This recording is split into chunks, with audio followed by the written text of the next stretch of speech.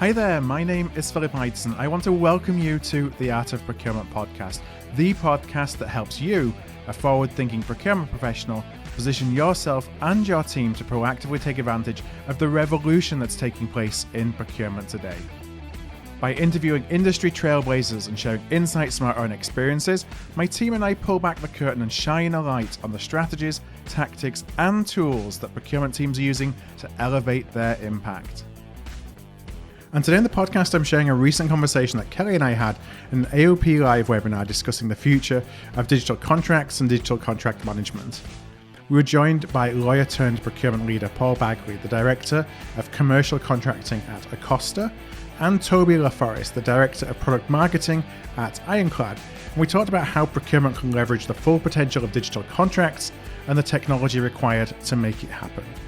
So we discussed topics such as why digital contracts are strategic assets that can provide some bottom line value to the business, why most procurement teams are currently not taking advantage of AI and contract lifecycle management platforms to extract value that's buried deep inside their contracts. And also we talk about what that mistake may be costing us as procurement professionals. And then we talk about all the different benefits that procurement and the business will see when they normalize contract discussions and regularly refer to contract-based insights with suppliers and stakeholders. So let's kick things off. And I started by asking Paul if he found procurement or if procurement found him. Procurement definitely found me. I was in a legal department and handling procurement contracts, and then suddenly I was asked if I could also negotiate business terms. And so then about 2 weeks after saying yes to that, I was in procurement. So that's really how procurement found me, and I've never looked back. It really makes sense to me to have legal and procurement kind of joined at the hip, and having both legal and business terms negotiated fluidly and together and with one voice to the vendor.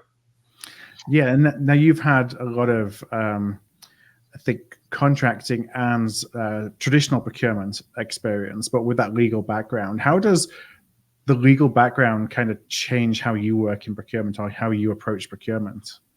So typically, it gives you a good focus on risk. There's three different levers in most negotiations. That's price, speed, or functionality, and risk.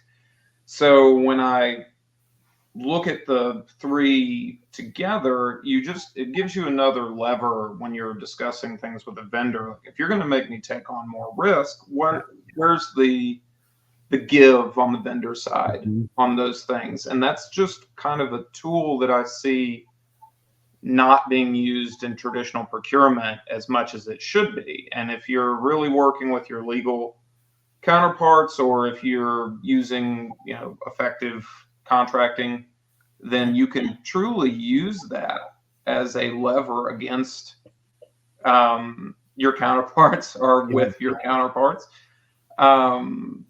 when you're having these negotiations, because when you don't look at those, then everybody just thinks that's normal and kind of glosses over that, but it's really something that shouldn't be just left by the wayside. Yeah, and that's not necessarily to say that risk is a bad thing, is it? It's just you're looking at it in totality. Okay, so whoever bears the risk is going to be, the other side should be compensated accordingly for not bearing the risk, so to speak. And you're looking at it as one big picture, as opposed to it just being a price for function kind of conversation. Right. Yeah, and if you're bearing more risk than you should be in the market, then the other side should be giving you less price for it, right, and really paying for that, because what you're doing in the background is paying for insurance. Yeah, that's a really interesting way of putting it, which, very true, because the risk doesn't go away. It's just who's going to bear it, which party is going to bear it. Yeah, and you will eventually, it will all come back to price, because while you might not be paying that vendor and taking on more risk, you will be paying another vendor. Yep. Or you'll get into a situation with that vendor where something wasn't thought through. You've taken on more risk, and now you're having to mitigate it in live and in the Yeah, situation. Post negotiation, post contracting, which is really where you've lost a lot of your ability leverage to actually. That's what we see a lot is, you didn't really think about it at the time of contracting. Now it's in the real life, but you don't necessarily have a lot of leverage to do anything about it. Yeah, and it gets to be a real negative conversation when it never needed to be. If you just have clear roles and responsibilities for everyone and understand what's going to happen in these situations, you're not going to know everything. You're never going to have every situation under control, but at least the ones that you would likely go into, then you don't have to have those negative conversations, and you don't have to lose time and money when those situations come up. You really shrink the amount of time it takes to mitigate those situations. That's really where you save a lot of money. Now, Toby, I want to bring you into the conversation. You've supported a lot of different industries. I wonder how working with and supporting procurement is maybe different or even the same from some of the other industries that you've supported. Yeah, so I work at a software company. I'm a technologist, and so with all the different industries that I've supported over my career, digital transformation is definitely a thread that pulls through. I think the way procurement, how I see it differ is purchasing is really at the center of every company. Every company is making purchases, acquiring product, acquiring vendors, and so the amount it takes to make a transformation is just higher.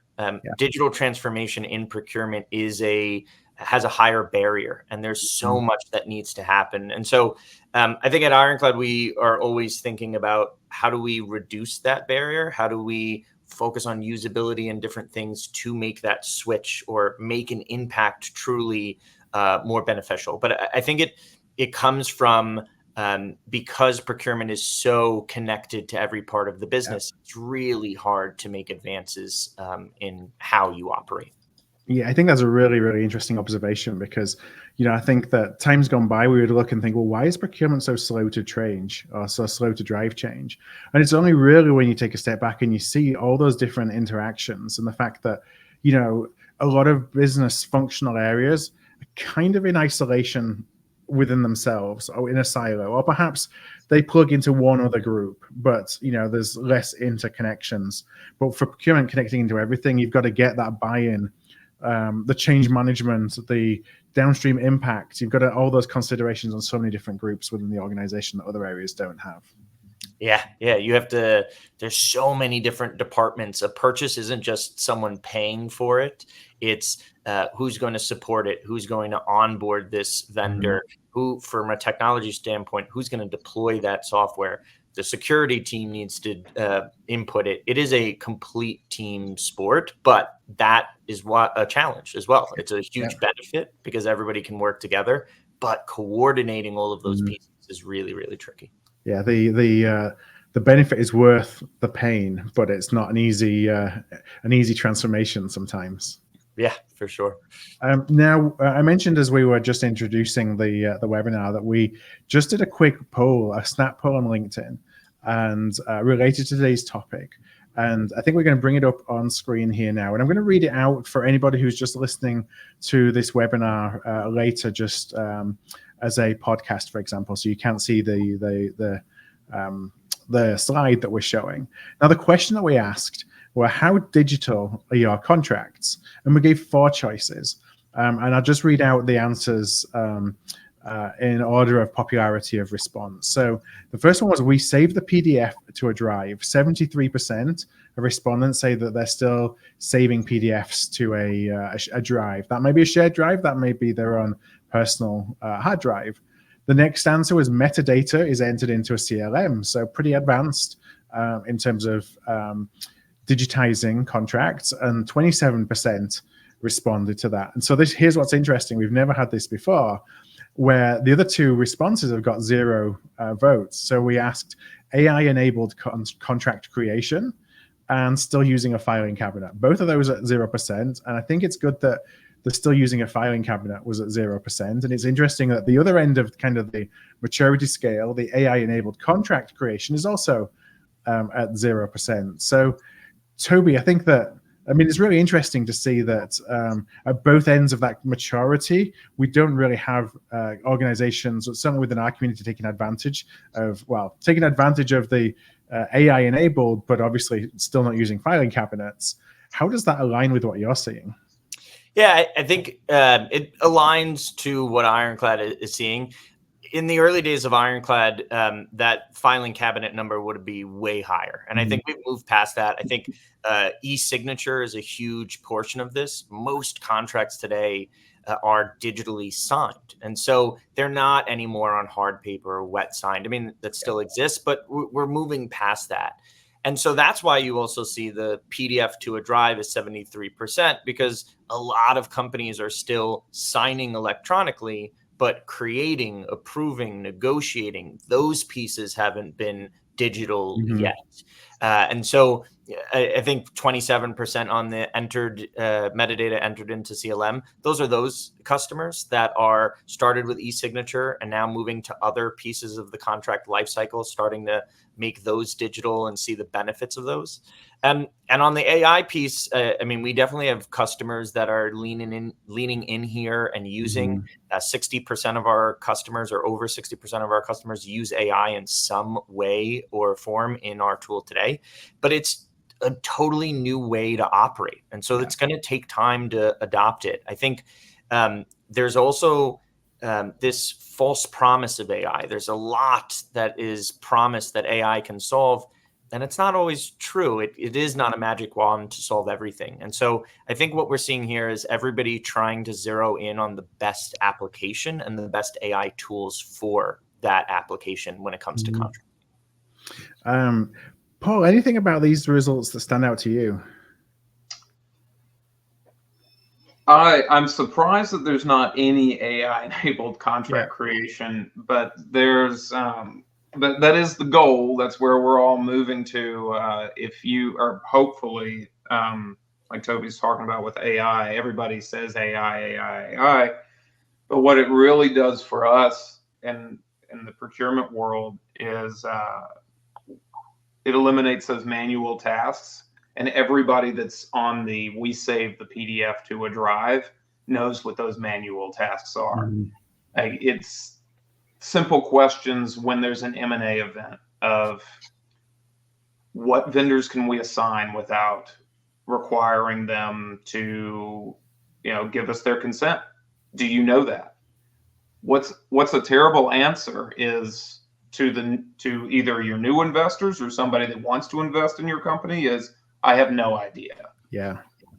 And when you save the PDF, when you're saving to a drive, that will always be your answer. And the way that AI can actually help with that is by taking all your PDFs and you put them in a drive, and it will extract that data and put it into a format in which you can use, instead of it just being a file. And one thing that actually sticks out to me is that when we save up the PDF to a drive, in today's world, that really is just putting it in a filing cabinet.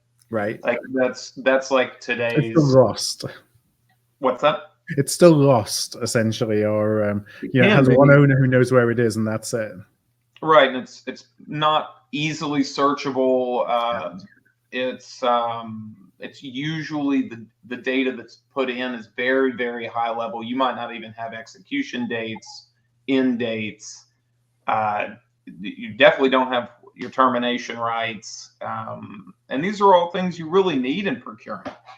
If somebody comes to you and says, some internal client comes to you and says, hey, we're having a real problem with this vendor or this group of vendors. Can we terminate? I don't know. Let me go look through my PDF drive and see if I can pull each one of those and find that out for you. So you come back to them a day or two or a week later, however many, and that's time lost. Yeah. Paul, that's a great way to think about it, though. The filing cabinet has just become digital, but like saving to a drive is the exact same thing. There's no benefit. Yeah, that's a really interesting way to think about it. It's funny because you download it out of your contract signature tool, your digital contract signature tool, but you're still just downloading it to documents folder, or if you're lucky and really think about it, you may move it into, your supplier folder, but it's still in there, and typically just difficult to search for unless you know it's there, unless you know to look for it. Yeah, that's the problem, is only the person that put it in there knows what's in it.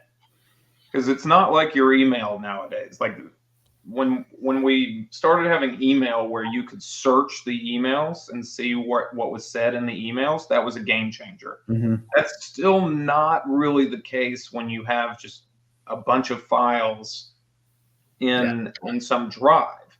So it's going to be either the title, basically. So whatever your naming convention is for your documents, if you have a naming convention, that's all you've got.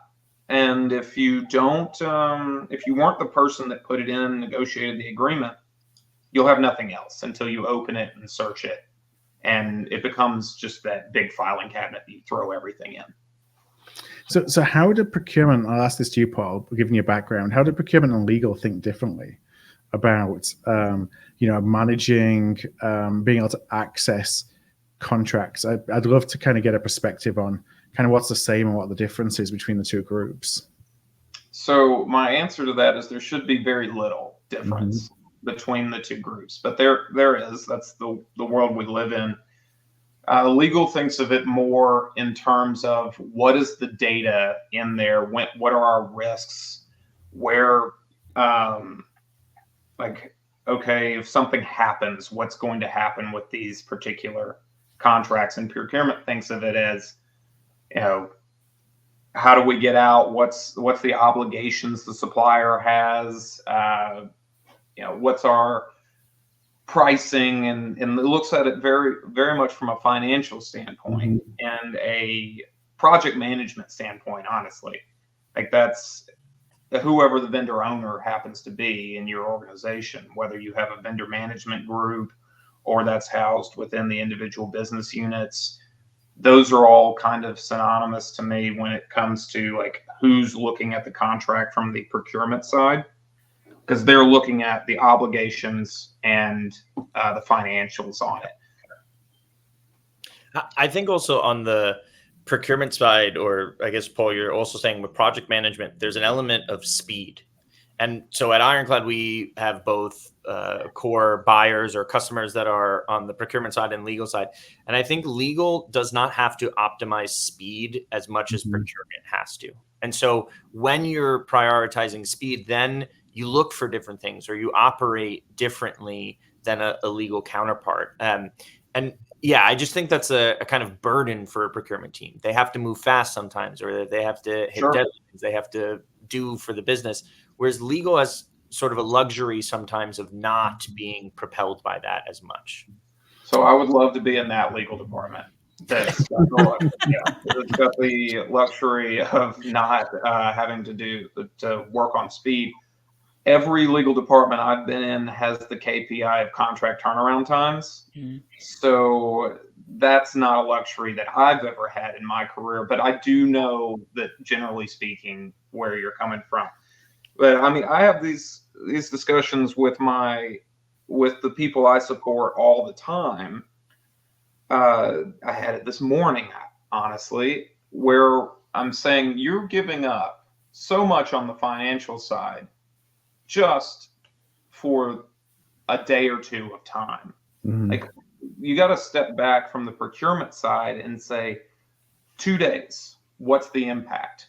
If the impact is truly going to be over whatever you're going to negotiate, then sure, speed is the name of the game. But I feel like we fall into this trap, and it's usually because business units are pushing us, and by us I'm saying procurement individuals. Business units are pushing us, and our job as procurement is to think, in my mind, like a legal person and say, okay, let's step back and what is your actual risk? Okay, let's give it a shot to negotiate XYZ. Doesn't matter if it's price, risk, whatever it is. And say, if you give me 5 days, what's your loss? Like that's, or 30 days or 60 days, 90 days. It doesn't matter what the timeline is. It's really just like, what is your loss? And if you center around that, I do see that business units are more like, well, it's not really a whole lot of loss, but I just don't get my job done as quick, and then I don't look as good. Okay, that's not a realistic, pushback. It should be, okay, what's good for the business? Yep. And if procurement does that, and that's kind of what I brought over from, more of the legal side, is like looking at the holistic risks and what are you really gaining from lowering risk? Raising risk and lowering the time to contract. Yeah. Yep. I think procurement always wants to have the best of both worlds. They want to have low price and low risk and try and push it all onto the supplier. And you can achieve that if you have great processes and given the amount of time that it usually would take. How many people are given a day or two to review an agreement and say, hey, go negotiate this for us, just process it, whatever, so on and so forth. It all comes back to a process discussion. And what I've found with CLMs is it actually forces the human element out of processes and makes it drive the process. And that actually drives your price down, your risk down, and you can get the best of both worlds and all worlds like procurement wants. And I do it through technology because it actually removes that. Well, it really doesn't affect me, but it just makes me look good. That kind of discussion. No, it looks like in the comments on the chat, we're having some great discussion, Kelly. And I know that some of these we probably want to ask just kind of as we get into the latter part of the conversation when we talk more about AI. But anything that you've seen come through so far that you just want to share with Toby and Paul? Yeah, there is one question here. And Toby, maybe I'll pose this to you first. And then Paul, if you want to add on, it'd be interesting to hear your perspective as well. Jyoti talks about, we thought about that continuum where we got the votes. Nobody's hard copy, nobody's AI. Everybody is some mix of shared to a drive and pulling some of the meta out for CLM. And she's asking what some of the barriers are on that way from filing cabinet to fully AI enabled that make it either challenging or difficult for companies to get from one step to the next. So Toby, if you think about each company coming in and saying, regardless of where we are right now, our goal is to get to the next step so we can get to the next.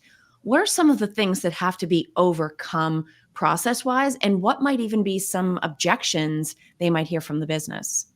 Yeah, I think it's all about what Paul was just talking about process alignment. Do we agree on thresholds? What goes to certain individuals at the company? What needs certain approval? With something like Ironclad or any CLM, it can be easy to put that in place and create a process around it. But first, internally, the teams need to agree on what the right rules and policies are, templates, things like that. Though that is where we see customers spend the most time aligning on whether they are going to use their paper or a vendor's paper for certain purchases, aligning on what the approval matrix is internally as to who has to oversee what, aligning on what needs a full-blown security review, what doesn't. Once you have conceptually what the rules are, building it into the technology is actually the fast part. It's aligning on what that is first. And I think you need a true, the procurement team needs to be empowered to make those decisions, or the finance team, the CFO, someone needs to be as the driver for those decisions, because then you'll get lost in kind of trying to find consensus. You're never going to find complete consensus across the company. So someone really needs to kind of make those process decisions. And I think what we say to customers is you're never going to get perfect in that first realm. The idea of technology also is to have a baseline and to have insights from it. You have reporting now. You can see how things are working and iterate from that point. But you have to just pick a starting point. Now, Paul, you were talking before about sort of the trade-offs on terms versus sort of commercial impact of a contract. When you think about progressing along the scale of how digitally enabled a contract is the value proposition of that typically pretty straightforward to people? Like, yes, we understand why not just being hard copy is better than being hard copy, and every step along the way being sort of logical? Or do you still find that people within the business need to have it laid out for them, the why behind why do we need to push from the PDF on the drive to meta saved in a CLM? Does procurement need to be prepared to make that very specific justification, or do people tend to understand that increasing the maturity and the digitalization with which contracts are managed is better for the business as a whole? Yeah, I would say that they know when they need it. They probably know right after they need it, right? Which is the moment they want it. Exactly. That's the problem. So does the business need to be told how this will help them? Absolutely. Like, you can't, that should be a rule across every department and every business and to every client. So yes, you need to lay it out for them. But the clients that do know are unfortunately the ones that have been through those situations before. And you don't have to explain it to them because they went through the terrors of having to need some data that they just can't get to. Going back to what we were talking about a little bit beforehand, I see some barriers, not just in not knowing the benefits of going from one place to another, but not understanding the benefits just on what a clear process looks like. They just want to get it done. Like, they don't care about, a lot of people do not understand the baseline value add for having a streamlined procurement process. So you start it from there, say, hey, this is what a streamlined procurement process will do to you. And then you start showing them the date from when you are able to, you show them the difference between data that is in a file cabinet, an electronic file cabinet, to the data that is like more AI driven and like what we could do. And I mean, everybody has to go through that.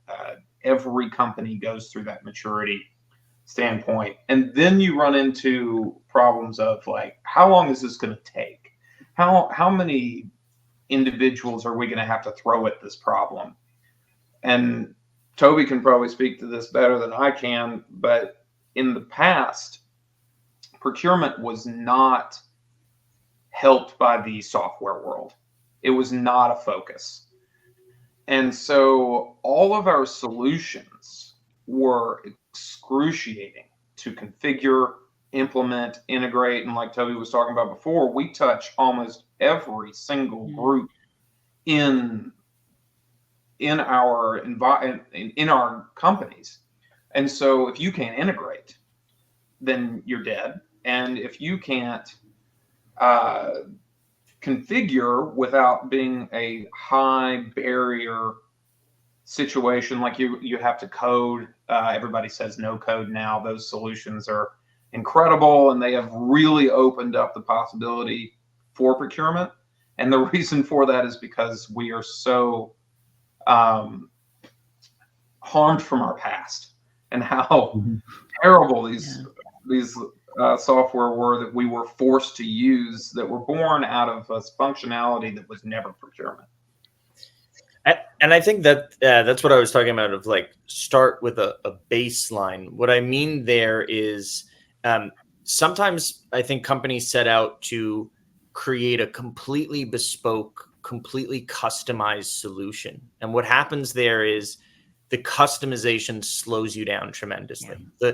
The no code, being able to custom fit something, has kind of it can go too far, and you need to be conscious of making sure there's a process, but there's not for every little thing offshoots of that process, because then you're not in this streamlined path. And Kelly, to go back to your question, I think we think about it at Ironclad sometimes of, yes, you need to always explain the why. But if you're using a solution where you have to explain how to use it and why it's important to do actions, that's maybe not the best solution either. The process should collect the data it needs on its own. The technology should do the compliance pieces or the annoying pieces. Your business users should just know where to go, how to request, blah, blah.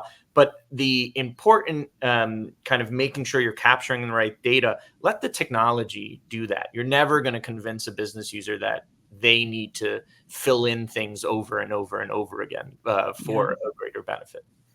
Now, following that line of thought, it's interesting, Toby, because we've talked a lot today about how procurement stores contracts. We've talked a little bit about the process for negotiating contracts. But what we haven't talked about as much yet is how procurement thinks about contracts. And one of the things that you and I had been talking about in preparation for today that was interesting was maybe something of a mindset shift, just like we hear about anything else digital, whether it involves AI or not. First, we have to start thinking along the lines of the benefits that a different solution might offer, and then we can actually start to use them. Is there a mindset shift specific to contracts that procurement needs to be focused on driving within themselves today? I think so. I think a lot of procurement teams I talk to think of the contract as a burden, or think of the contract as kind of getting in the way of a purchase, slowing them down.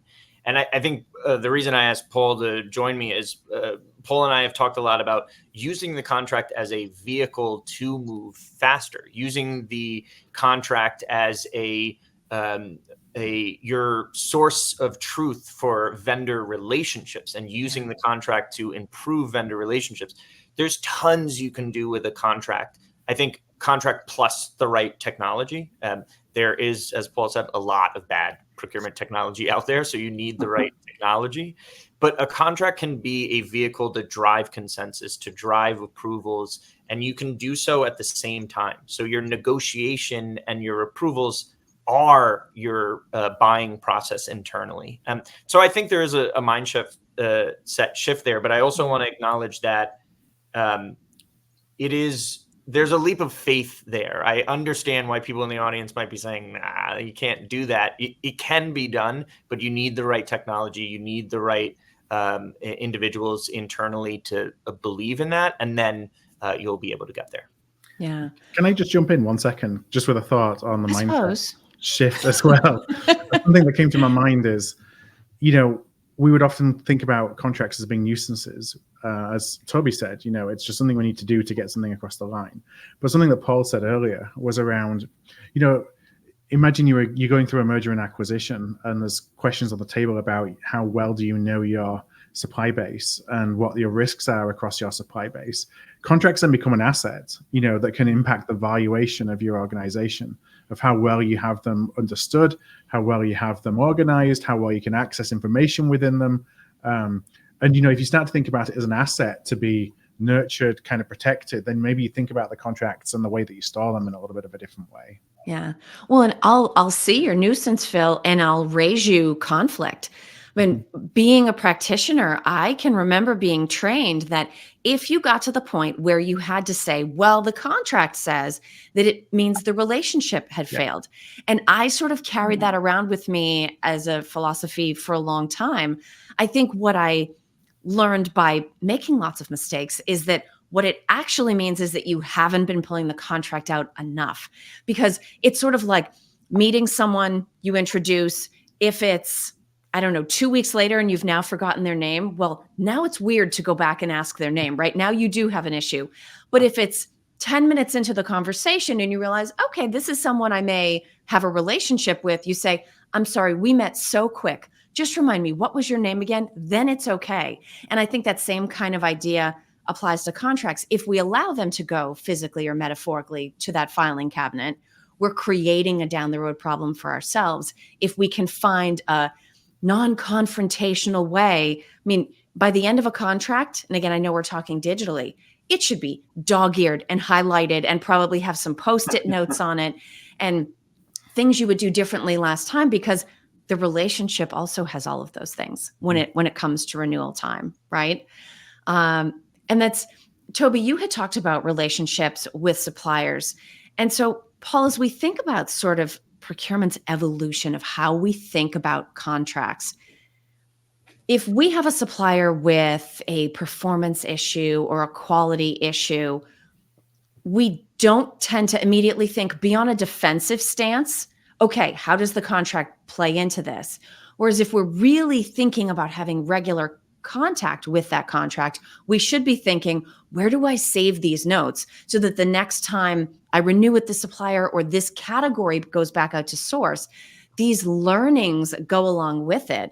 Are there ways that we can capture that along the way so that as new relevant contracts down the road come up, we're making sure that our learnings as procurement professionals get baked into the terms and conditions that go into subsequent contracts? Absolutely. I mean, this is something I talk to vendor management groups and project management groups all the time. It is a key thing that I think is missing in those groups today, and unless they are really using contracts. They should use contracts as their friend. Like you were saying earlier, like they should be dog-earing and pulling out these contracts early on. And then what the contracts do is become an easy roadmap for how things should be done throughout the entire process. Yeah. Like I've had great project managers that will pull up the contract and have it as like a side by side with their face during meetings. Be like, hey, we are here. Like we need to get to here. And they're like, okay, here's the tasks and activities and responsibilities that we've already cataloged. And like, okay, where are we in these? And going through and actually using the contract for vendor management during a project. And then as they, good vendor management and good project management will, like you say, highlight where those things are not being achieved. And so we can actually build in, okay, what happens if XYZ is not achieved? So that you don't have those disagreements. Those disagreements don't need to be had. Yeah. Like know that something in the contract is likely not going to be happening. Like is not going to happen just the way you thought it would. And if it's a material detriment to you or to the supplier, there needs to be some sort of way that you can say, hey, this didn't happen, so this has to happen. So, and then everybody just has already agreed to that. You do it and you move on, and it doesn't break the supplier relationship. And that's what you're trying to keep from doing, is breaking this relationship and making sure that you don't have to go find a new supplier, because then that is a lot longer task. So what you're doing by using these contracts, any procurement professional, any business unit that tells me, oh, you're just slowing down the process, I'm actually like, no, I think you're slowing down the process because these are the things you're not doing. And then when it comes time where you need me again, me being the contracting professional, then, it's a little too late. Yeah. So I saw one question go by in the chat. I'm not actually going to scroll back to it because I think I remember it closely enough. And then Phil, maybe I'll hand over to you. You may have been watching as well. But this question that Kristen posed, I have lived this. And she talks about the fact that, yes, procurement and legal should be working together, process, systems, mindset, all of those things. But what if legal goes down the road of selecting the CLM without involving procurement? That creates one set of challenges. But I have also been in situations where you go into a company and you say, okay, is there a CLM? Oh yeah, better than that, there's two. There's a legal one and a procurement one. And you're thinking, okay, this could potentially be a problem. But you can see again where maybe that divide ends up leading down the road to, we couldn't come together. Both groups needed one. And so they just sort of went off in their own directions and picked CLMs. Paul, I'm sure we could do an entire conversation just on sort of that point of friction. But if somebody is in that situation where it's legals and they're doing their best with it, or there's two, what type of advice would you have, even from an understanding and relationship perspective? Because clearly something is disconnected there, right? So I would first coach that it's not the end of the world and that those situations happen very often. There is an entire industry that is built around procurement CLMs specifically, and that would not exist if this situation wasn't common. Yeah. So I don't think it's actually as bad of a thing as most people would think. I think that one CLM obviously is a better solution and what we should drive to, but procurement and sales, who are the drivers for legal, have different systems. Usually, I've never seen a procurement person in Salesforce. Like I just haven't. So that's what typically creates the divide, is the legal's customers need something different. So the tool tends to be very different. And what, throwing the plug out there, what Ironclad's done a very good job at doing is being able to do this process for both. And that's what it all goes back to me, to the configuration that you're able to do with these software. And that's really where you can start creating something for both companies. And the reason why they've created these dual CLM situations is because configuration takes so long and it is so painful that once it's configured for sales, they're not going to go back and do it again. Yeah. And that's really that I've seen time and time again creates this problem, is the actual ability to work with the software. It's usually not the processes. It's usually not the people involved. It's the amount of lift it takes to connect all the disparate systems that we've got and different functionalities and different processes we have. And when you have a tool that can enable the connection between those, then those kind of arguments kind of go away and people tend to have the same CLM. Like the last time I've had two CLMs, it's because of that situation exactly. Legal had this one, they had it for sales, procurement's got to learn to work with it. Well, it's antiquated, it doesn't put out POs, like we don't know, like it doesn't have any financials information that we would need. Why are you forcing us to use a system that doesn't work for us? That's how it's happened time and time again. And the answer has been, well, it's too hard to configure it for both of you. So we're gonna just force you to use the hard system. And that is gonna always create friction. And what typically happens then is procurement says, you know what, I'm gonna take my marbles home. Like, I'm out. And so they go and get their own system. Yeah, we at Ironclad we talk about this as panes of glass. Everybody should have their own pane of glass. The procurement team, the legal team, the sales team, everybody's working on contracts, but none of those use cases are identical. None of those use cases are similar. And so you need a different pane of glass, a different way to look at contracts. And so your technology should support that. You should be able to have something, a legal view versus a procurement view, and those should be different. And to Paul's point, you should be able to configure that quickly. It shouldn't take you a year to create a procurement version and a legal version. So you have to find a right technology partner that allows configuration, but at speed where the configuration is not going to take 3 years to deploy a global solution. Like, businesses just can't move at that speed anymore. And so we at Ironclad, we integrate with tons of procurement tools for that specific reason. We want the procurement team to be able to have their view, do what they need with contracts, but then legal and other members can also interact in their view. It's totally up to the business. And the last thing I'll say is 2 central locations for your contracts are way better than 100 locations on everybody's desktop. Or 2 is still, yes, 1 is the ideal state, but 2 is a phenomenal place for companies to be. Definitely. So I've been scrolling through the comments and the questions. There's so many. I'm kind of thinking how to integrate some of those into the time that we've got left. And I do want to come in a moment or two to kind of talk around. There's a lot of questions and interest in AI and how that will impact contract creation. Also, there's a lot of more tactical questions around contract management. But before I kind of go into that for the last few minutes, Toby, I got a question for you in terms of, we've talked a lot about the differences between, saving those contracts on a shared drive or your own hard drive versus actually having the metadata enter into a CRM, whether that's one CRM or two CRMs. And as we looked all the way back to that poll we did, only 27% of the people in the poll have that, enjoy that kind of capability.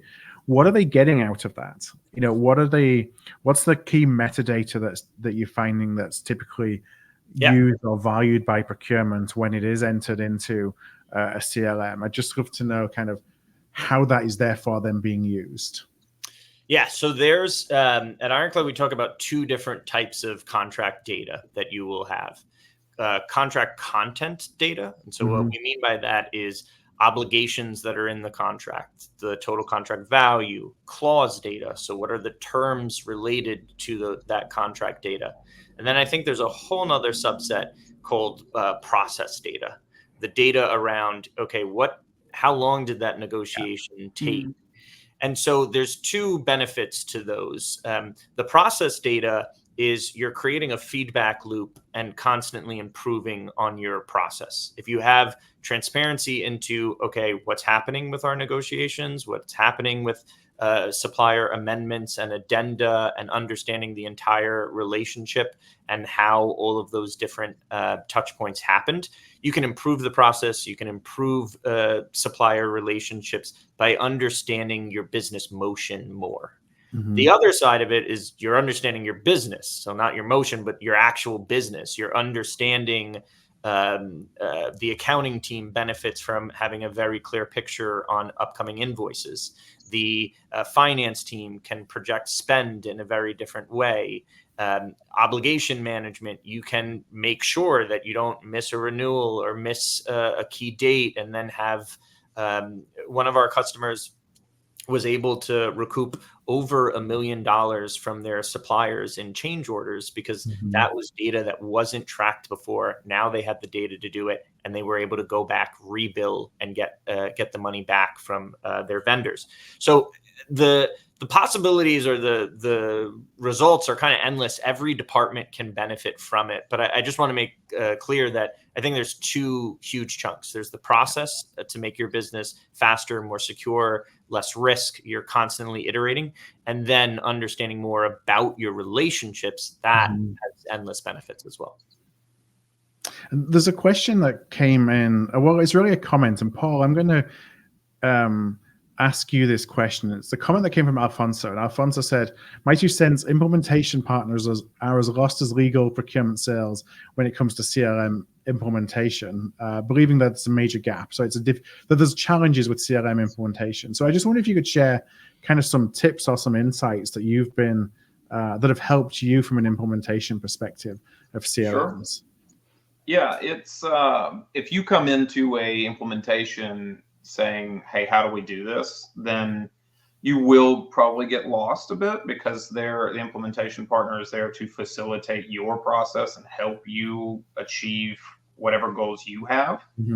So what's helped me a lot is before I meet with, if I'm even going to RFP, like way before we're at implementation, I workflow our process from start to finish. Every single step, it takes usually takes a good 2 to 3 weeks, but and then everybody has to review, add their suggestions. But once you have that workflow, you can, maybe modify it if you need to. But once you have that, you can go to an implementation partner and say, this is what I need.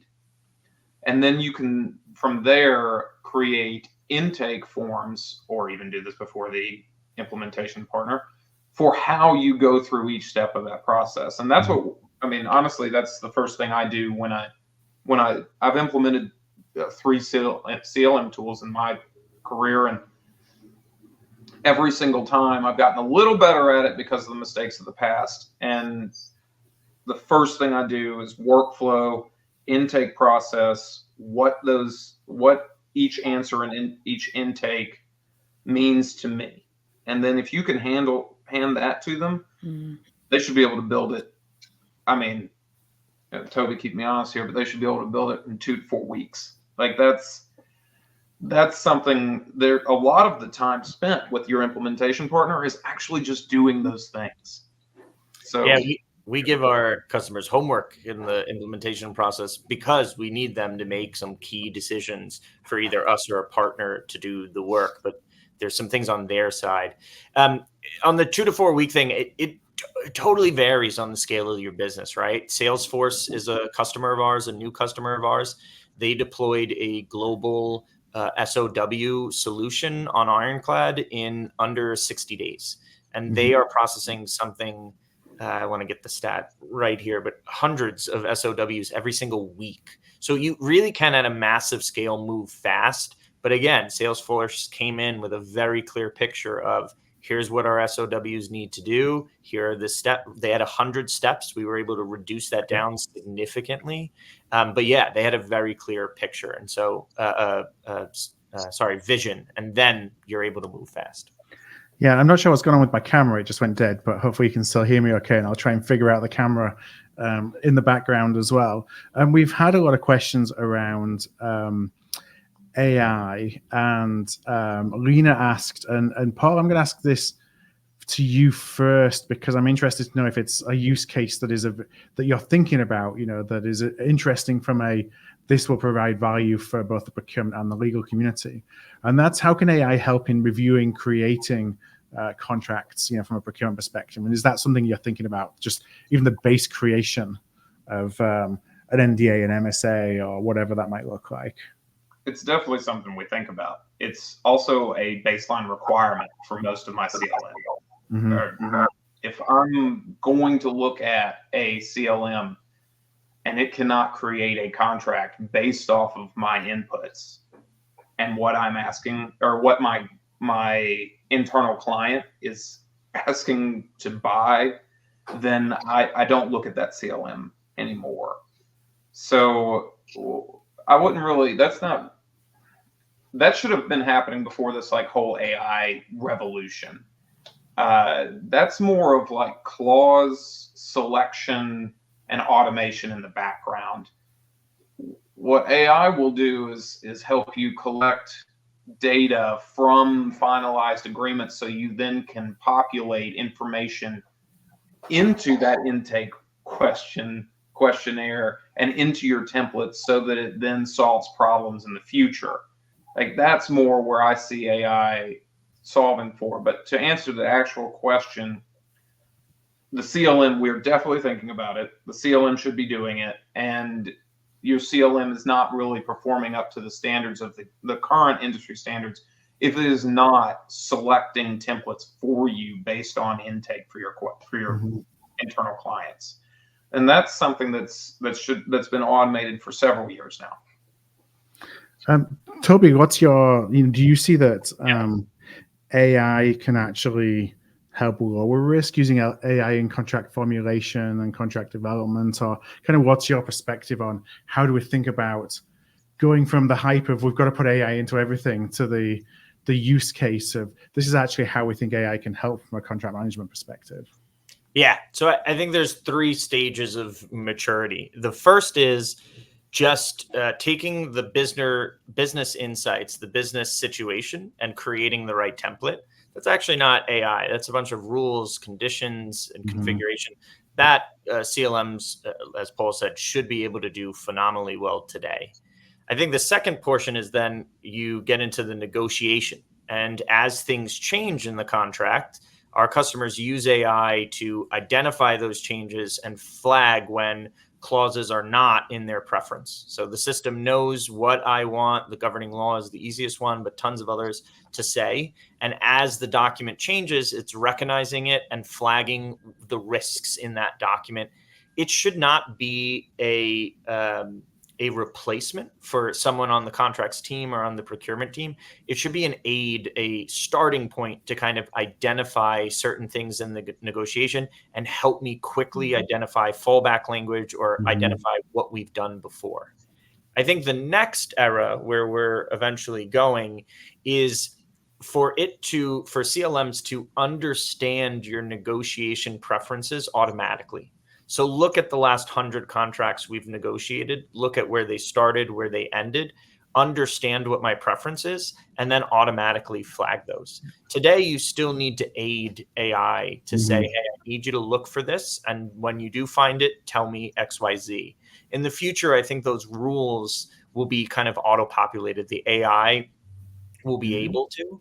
And then in the real long-term future, we can kind of skip some of this. We can say to an AI chatbot, hey, I want to draft a contract. Here's the situation. It knows how to draft it accurately, but it also knows how to select the right terms to minimize the back and forth on the negotiation. So we're on a kind of gradient here, a journey, but there's tons that AI can do on the negotiation and contract drafting portion. Yeah, I think that will be a big part of, more flexible. So, historically we have our single template. Here's the standard template, MSA or whatever it is, and we send it out and you start the red line process from there, as opposed to using the AI to kind of look and say, or even just workflows, and process automation that says, because I think sometimes we confuse the two and we use AI as the kind of the term for everything at the moment. But to look and say, okay, so this is the product and service I'm buying and the inherent risk with that product and service, kind of generate me a starting document that reflects that, as opposed to kind of starting from the same thing, which should streamline contract management for an awful lot of things, because 80% of the stuff that we buy, we're protecting for, worst case with every contract, where we don't really need that in every contract. Yeah. I had a question. I know we've only got a couple of minutes left, and I do apologize for my camera. I thought rather than tinkering with that, I'd rather just focus on the conversation itself. But there was something, Paul, I'm going to ask you, and I know it's I'm putting you under a bit of pressure to answer this in just a couple of minutes. But Alfonso asked, is funding the main restriction to digital contracts?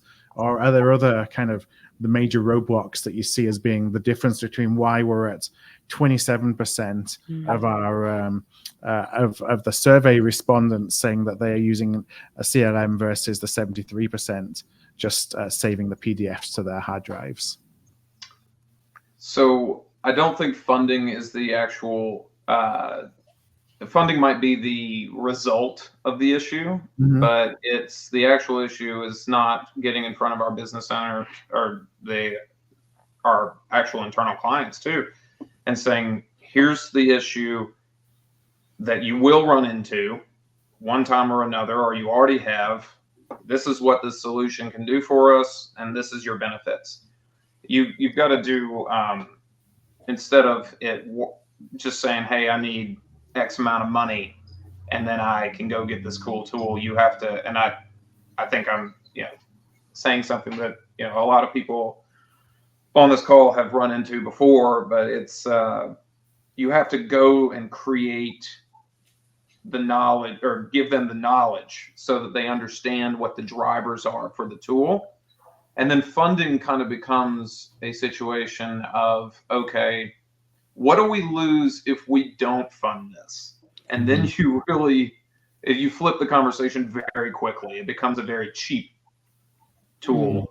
And I find the ROI of CLMs just be through the roof. So it really, it changes the conversation. Well, I know that we're running on time here. We have actually, we've captured all of the questions and the comments that have come in the chat.